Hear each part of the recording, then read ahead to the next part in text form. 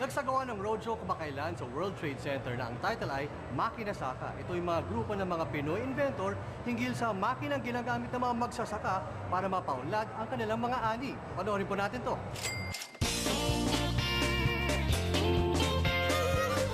Last June lamang, naging tapok natin ang Pinoy invention na rice dryer or portable solar dryer na malaking pakinabang sa ating mga magsasaka sa pagpapatayo ng palay kahit umuulan.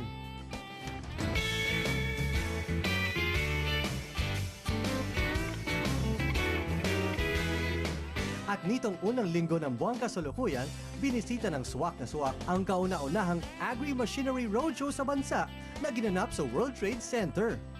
Ito ang Makina Saka. Pinangunahan ito ng Philippine Center for Post-Harvest Development and Mechanization or PhilMec ng Department of Agriculture. Tampok sa nasabing event ang ilan sa mga machineries mula sa iba't ibang lugar sa bansa na magagamit sa pagsasaka. Dinaluhan ang Makina Saka ng mga kababayan nating magsasaka mula sa iba't ibang rehiyon para makita ang mga makabagong kagamitan na makakatulong sa kanilang pagsasaka. Yung Makina Saka, ito isang exhibit. Makikita dito yung mga makabagong teknolohiya at makabagong equipment na magagamit nila starting from land preparation ng sakahan up to may mga automatic planting, may mga automatic harvester hanggang post-harvest. So may mga dryers at meron ding mga processors. So it's a complete line of equipment. Kasali rin sa event ang imbensyon ng ating kababayan na si Ginoong Stevenson Rehuso, miyembro ng Filipino Inventor Society na kinikilala di lamang dito sa Pilipinas kundi maging sa ibang bansa. Anya, matagal nang sinusuyo ng iba't ibang bansa para ibenta sa kanila ang imbensyong tubig power.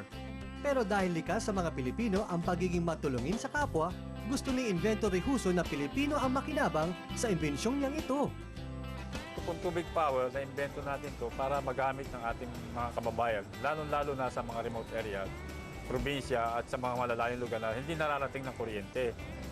So ito po, nilalagyan lang natin ng tubig sa ibabaw at pag nagkaroon na ng tubig yung loob ng compartment nito, nagre-react yung power sa loob sa pamamagitan ng tubig.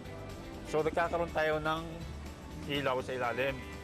Maganda po itong aparatong ito, kahit saan nyo po ito dalhin, pwede nyo mapagana, malagyan nyo ng tubig dagat, tubig ilog, sabaw ng buko, o anumang klaseng liquid, o maruming tubig sa kanal, iilaw to. Ang LED lamp portable DC generator or mas kilala sa tawag na tubig power ay kayang tumagal sa loob ng 3 hanggang 4 na araw depende sa dami ng tubig na ilalagay dito. Ayon pa kay Ginoong Rehuso, simple lang ang principle ng tubig power. Anya, nagre-react ang mga metal sa loob ng aparato kapag nabasa ito ng tubig.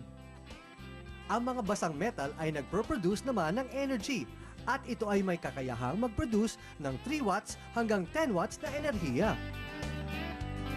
Talagang malaki ang may tutulong ng tubig power sa ating mga kababayan. Mabuti na lamang mayroong katulad ni Ginoong Rehuso na ang layunin ay makatulong lalong-lalo na ang mga hindi naabot ng kuryente. Bumili kayo nitong tubig power, malaking pakinabang sa inyo ito. Kasi magamit kayo ng gasera, kandila, o anumang apoy na ginagamit nyo sa gabi, dito tubig lang.